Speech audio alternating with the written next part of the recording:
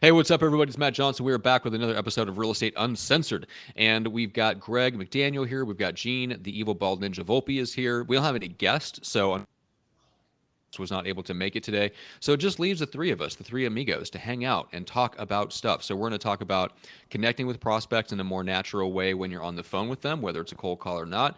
We're going to talk a little bit about the giant announcement about Facebook and the metaverse. We talked a little bit about that with Zillow on our last episode. We'll get some thoughts from Gene on that.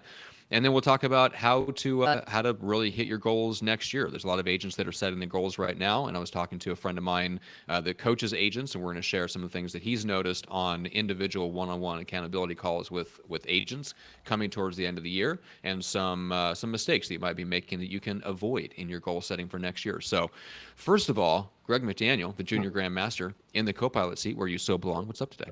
I do belong here. I do appreciate that. Guys, it's going to be a blast of a show. We have three great conversations we're going to take place. You know what? I got to tell you one thing. You know, sometimes a lot of us, we get stressed out and we don't know what to do with ourselves. And I was at my wit's end yesterday with having a couple of conversations with folks. And I said, you know what? Fuck this shit. And I'm out. And so what I did, went to the beach. Took my dog to the beach and I collected three seashells. Seashells. Say that a couple of times, okay? Okay. Seashells, seashells, seashells. But the key is, did you sell them? Because if you didn't, then there's really no point in telling the story. No, they're right back there. Oh, okay. I mean, if you're not going to sell seashells by the seashore, then you're not really doing it. Okay, fuck both of you for being able to say it better than me. The point is I went down there and I kind of cleared my head out and threw the ball for the dog and walked in the water. And dude, there are so many people down there catching crabs from the beach with poles. Like in San Francisco. Lots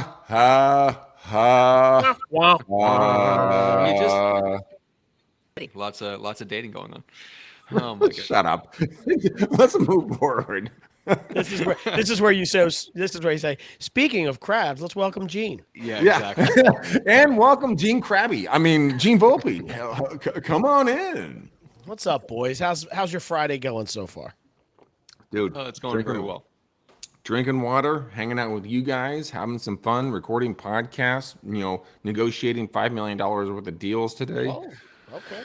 So it's a busy day. And Matt, I know we have to cut the show short. Your kids need insulin shots and their daily doctor visits, so we'll make sure we get you out there. Exactly. I texted Julie, and she's on board with this, so we're good to go. Oh, great. Okay, good. I just thought of a really good reason. So for the folks that don't know, we're using some new software, right? But Greg just wanted to post pictures of your kids, and he couldn't do it. Brilliant. That's brilliant. It's so good. Now I know why you switched. Exactly. I know why you switched. Not for the higher audio quality. Greg less control over pictures. All right. So let's talk about our first topic, connecting more with prospects. So where did this come up? I think you were hanging out on Clubhouse, as you are prone to do. First of all, I don't know why you do that, but Greg, you were hanging out there for some odd reason, and you heard something that made you think of something. Yeah, so I mean, one of the things I brought up, and I do hang out there for a couple of reasons. One, I want to understand what the average or new agent is struggling with, so that we can bring more value to this podcast. And one of the things I found is that a lot of the times people, they are so fixated on a specific script, and they have to say they verbatim to make it work, right? Right. In reality, you need to learn this script and then make it your own. Because as you all may or may not know, I've done over 600,000 phone calls by myself. And so I've taken scripts I've learned from other great masters in the business. Nobody answers your calls. That's why. I'm sorry, Mac. You're breaking up. I can't hear you. He can't take you out of the room either. This is amazing. I know. This is great. So shut the fuck up and let me just finish my story. God. So I totally threw me off my game right there. 1,000 phone calls, nobody picked up, but got it. Keep going. But nobody picked up. Yeah, 100%. That's why I make no money. And so the reason is that like making scripts your style. So a lot of the times when I stutter and stammer, and Matt and I have gone over this several times, and as well as Gene. So when I say, "Oh, hi," is this Matt Johnson? And then, so they're pattern interrupters, but a lot of folks just don't understand how to do that because they're so concerned about sounding perfect. The one thing that I would say when it comes to doing scripts and, kind of prospecting and everything else, make it your own. Find something you like and then turn it into what you want to be seen as and how you want to be heard. Two totally different things, but all align with your brand. As soon as you understand that, because you can go to Tom Ferry, Mike Ferry, Brian Buffini, you can go to any of the big names out there and get those scripts, and I strongly encourage you to do that. But once you get them and you read them, you digest them, then you make them your own, make them with your personality. And folks don't understand that, unfortunately, at this point. And so that's the one thing I would love to teach and train and coach on, because when I'm in Clubhouse in these morning rooms, very good people that are in there, but the regiment on how you're supposed to sound. And that's the downfall, because a lot of folks sound so scripted, it literally fucking hurts my heart. And I'm at 5:30 in the morning, up doing stuff, and I'm like, oh no, oh no, oh no, you didn't do that. You did not say that way. Oh no, bad boy, bad girl. Hello. And Before I come over, are you considering meeting with any other real estate agents? what do you charge on your commission? I mean, commission. And you're sitting there going like, oh, fuck me. Yeah. When you Okay. could say something like this. Hey, Matt, I'm going to be around your neighborhood, tomorrow around 3:00 doing some door knocking. I'm going to pop by and I'm going to drop off some information. I'll knock on your front door. If you're there, great. If you're not, that's totally cool too. But, then let's schedule a time to get together. And people they don't understand how to flow with that. And that's one of the things I want people to just, when it comes to scripting, just be yourself. So you Just mean know where you're talking going. like a human being? No, Matt, don't do that. Okay. All right. mean, I figured we need to clarify. Have you learned how to do that yet? I'm working on Your it. AI is kicking in, and you're actually becoming a My real AI boy. is getting better. That's right. I'm appearing. I might be a real human boy. It's funny because with this, just in training people, like an internship program inside the agency where I bring in people from time to time and we'll teach them how to, essentially like how to featured on podcasts. You're talking like reaching out to podcasters and kind of getting them excited about a certain guest. And everybody makes the mistake. When they write up a message to somebody, it's way too, hello, Mr. Sorensen. I think I might have somebody that you like. And it's long and it's formal. I'm like, talk to him like a human being. Talk to him like you would talk that hosted a pod. Like it's the same thing. I don't know why that is.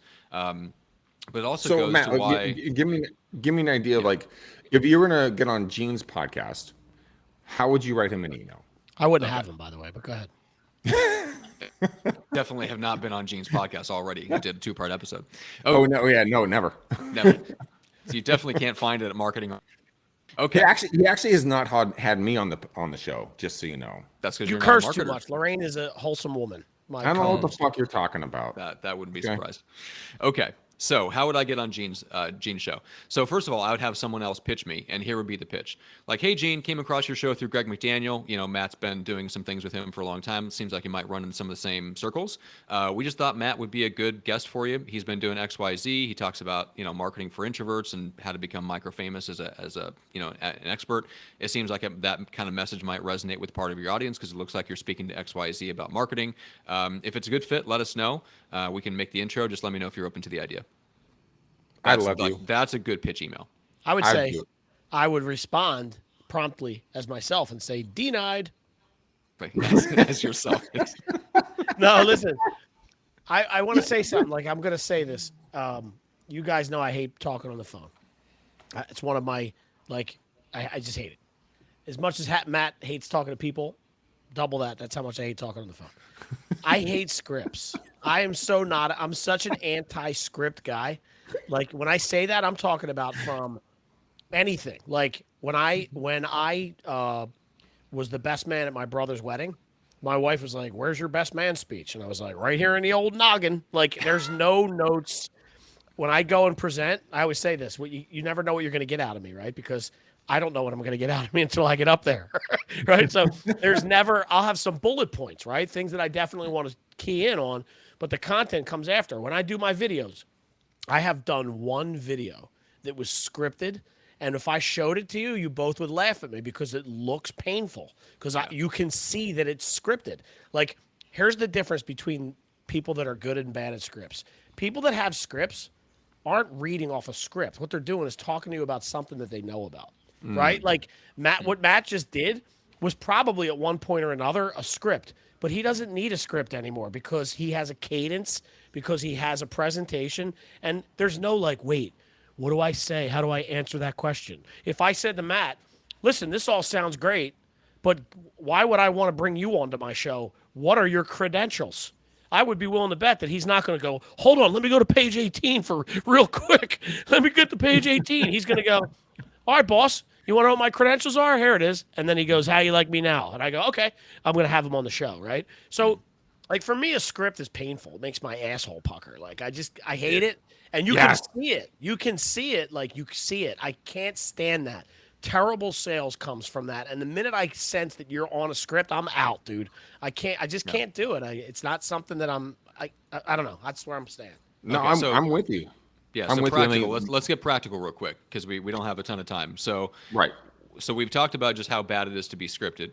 Now, what is somebody we've talked about how they need to put that in their own voice. How do they actually make that happen? So should somebody sit down? Should they rewrite the scripts and then like practice what it would be like to put it in their own phrasing? No. What are we talking about? No, So no. practically, how does someone get better at that? So how to do it is I've said this a billion times on this show. Scripting is like a vertebrae and ribs. Your vertebrae have different sections. That's the different parts of your conversation, correct? The ribs are the conversations that you have outside of that scripted dialogue. So if I say, hey Matt, hey Gene, you guys thinking about selling your homes, yada yada, you guys give me different responses, then we go off on a topic of like me, hey, are you where are you guys thinking about making a move? In town or out of town? Oh, we're gonna move out of town. Where are you guys gonna make a move? Phoenix. Oh my gosh, my aunt and uncle just literally bought a home out in Phoenix. What neighborhood are you guys moving into? And so then once you have that relationship build, then you come back and say, you know what? Well, since you want to get to, to Phoenix, when's the best time for me to come over and we can figure out the financials so that we can get you guys out there today at 1 or tomorrow at 2. And so it's staying on your course of conversation and then branching out when needed. So talk about boating, camping, fishing, cooking, dog parks, whatever whatever the conversation is going to go, but you always have that ability to bring it back. But so it doesn't sound scripted, but you know where you're going. You have to see a path when it comes to scripting. End of story. Hard stop. I'd like to talk about that if I can. No. Please. Can you kill his mic, please? Please. Okay. So I have a two-parter. I would say this. Get better at your craft. Get better at knowing your craft, right? So like for me, if you talk to me about marketing and like real estate, in my world, everything changes on a daily basis. Like we talked about Meta. We talked about TikTok is changing the world, right? Like all these things are happening. So my script that I had yesterday isn't going to be the same tomorrow. Like you got to be able to adapt and move, right? Same in real estate. So what I happen to know is I know the basics of marketing, and then when I see some kind of headline that looks like it might be changing the way marketing works, I go dig in and I learn it, right? Then I can speak about it better. So there's two things. Learn your craft better. That's going to take time. And this is the second part of it. I feel like people think they need to know everything all the time. I think one of the most empowering things that you can do is go like this.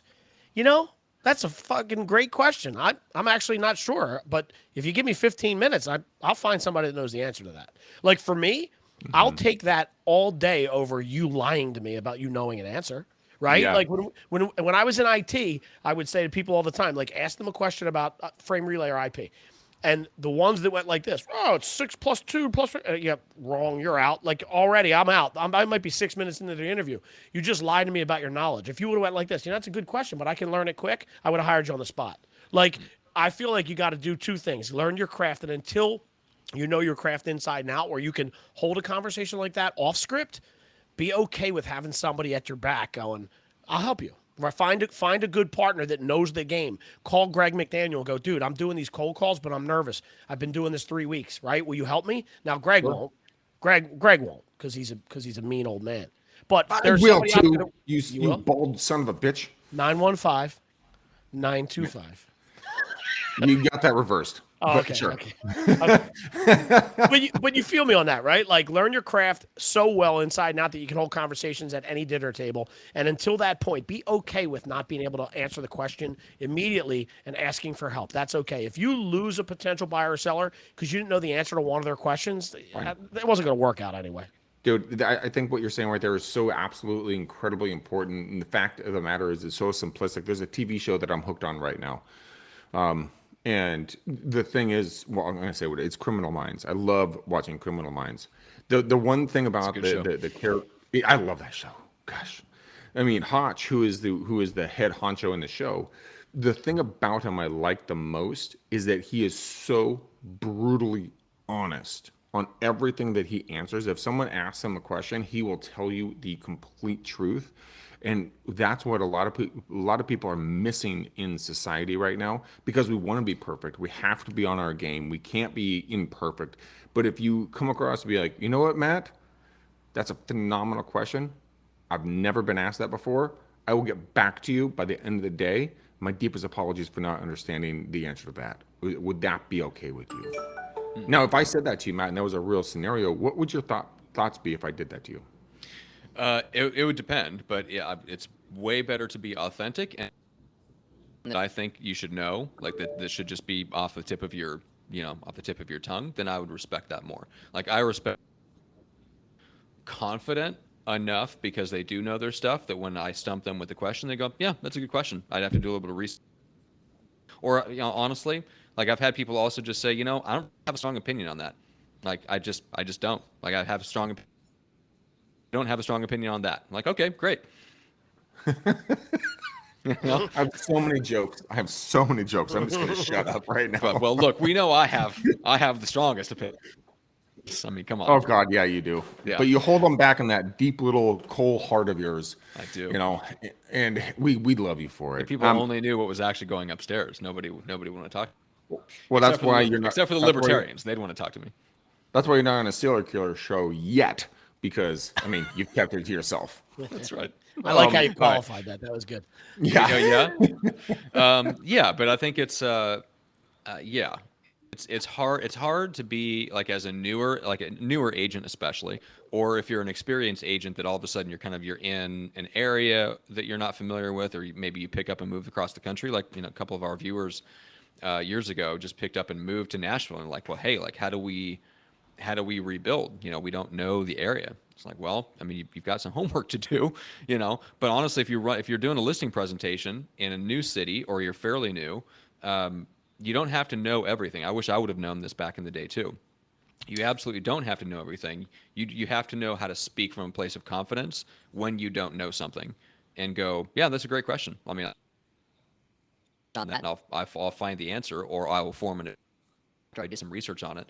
Like, you walk idea of what price you think their house is worth until you've actually got your eyes laid on it. So when somebody goes, well, yeah, like, how much do you think my home is worth? A lot of agents will go, well, and they'll, yeah, and you're like, no, it's very simple. Like, I need to get my eyes laid on it. And home, you might still not have a firm opinion. You might still go, honestly, like, I want to do some checking around, because now that I know the condition of, I want to check some past records, and I want to talk to some people that are in the space, because even now, once I've seen my eyes on it, I think we could, like, there's a range that I think we could hit that I want to do a little bit more research on before I give you a recommendation on what I think you should list for.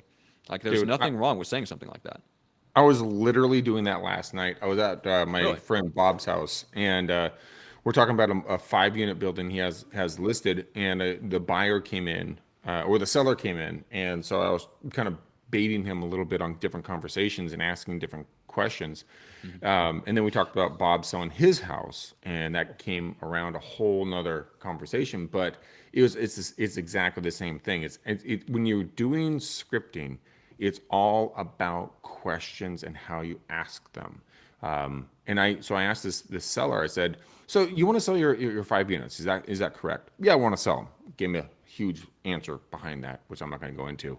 And then I said, okay, so if I was able to bring you an offer for $1 million, what would you say? And it's listed for 2.5. And he's like, he kind of paused, and I patted him on the shoulder. I'm like, I'm just kidding. It's a joke.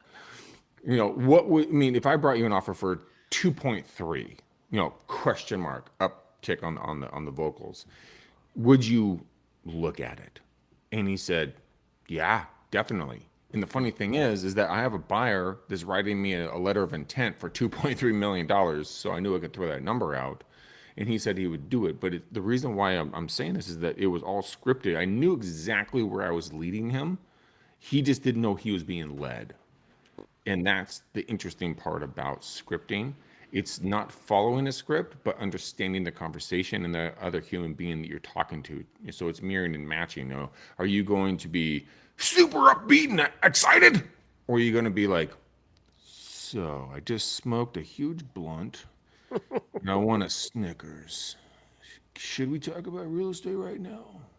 Yeah, we totally should, man. First of all, I'll give you everyone that. we're talking about real estate. That's just good. That's Well, just good science. of course. I mean, it has peanuts. It keeps your energy. I mean, Oddly enough, everybody should have a Snickers while they're smoking weed. It's actually, probably true. you should have two. You should have two. All right, Did you gentlemen. wait real quick? Did you notice that he was over Bob from Remax's house talking to Bob about real estate? That was weird, right? That was weird.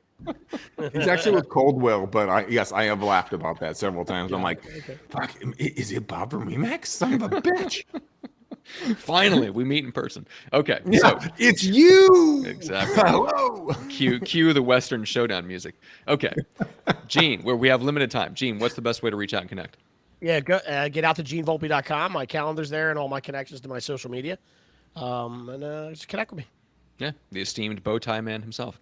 All right, and then so Greg, people should reach out to you, and I'll give you a call to action, because if you are interested in building passive income, if you're interested in going about your business as an agent, not having to roll into an office that you basically don't need. Learned anything from the pandemic, we learned you don't need an office to succeed. So if you're tired of paying for an office that you no longer need, and now you realize wasn't really to begin with, and you're tired of rolling, maybe going into an office with a bunch of agents that are downers because the only ones that are hanging around the office are just hanging around the office. They don't want to actually work. So if you're tired of all that, right, and you want to get in and try where people are actually running to be successful, and there's an incentive for people to help you grow, Greg, let's talk about EXP. So, Greg, 925-91. Is that the right? Is that the? Did I get it backwards? No, you actually got that right. I got it right. Gene went total dyslexic today, which is fine because I'm dyslexic, and so I'm not hating. 925-915-1978. So shoot him a call, shoot him a text, and get a call set up. Yeah, and then I'll refer you over to Matt for his car cleaning services on Saturday mornings with Rocks. He does a phenomenal job. He will not skip a part of your car without scraping it. If you guys really want to get a hold of Matt, reach out to him. Go to microfamous.com. He wrote get microfamous.com. Sorry, getmicrofamous.com. It is literally an amazing book. He did such a great job at it, and I really encourage you guys to reach out and just have a conversation with him. Get a copy of that. And just kind of especially if you're interested in launching a podcast, like if you're would you shut the fuck up? Would you shut the fuck up and let me do your intro, your exit? God, just fucking stepping on my toes, Jesus. So, as I was saying, and if you guys thinking about starting a podcast, he has a service that can help you do that, and he'd be happy to have a conversation. That's right. Exit after being stepped on multiple times. We need colors for the bow on the show, you dicks. So Matt, what's your color for the bow on the show? Let's go with hot pink. I don't know why. All right, I don't know why that's there. Gene, what's yours? Remax blue. For Bob? For Bob. All right, blue and pink bow. We're tying around the. Let's go. Oh my God! I can't. You guys kill me. All right, ladies and gentlemen, thank you so much for listening to our show. We have a pink and a Remax blue bow on the show. We cannot do this show without you. Please continue to share this podcast anywhere that you guys are listening. Give us a 5-star, not a 2-star, so that people and the algorithms can still find us. And until next time, peace out, ninjas. We gone.